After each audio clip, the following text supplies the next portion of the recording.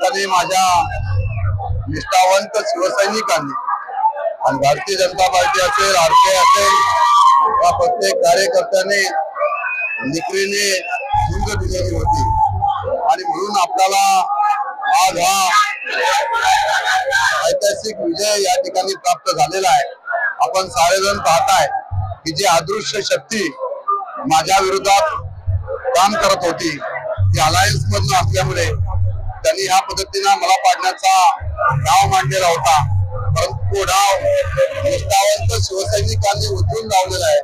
आज माझा विजय होत असताना या मतदारसंघातून सुनील तटकरेचा पराभव झालेला आहे।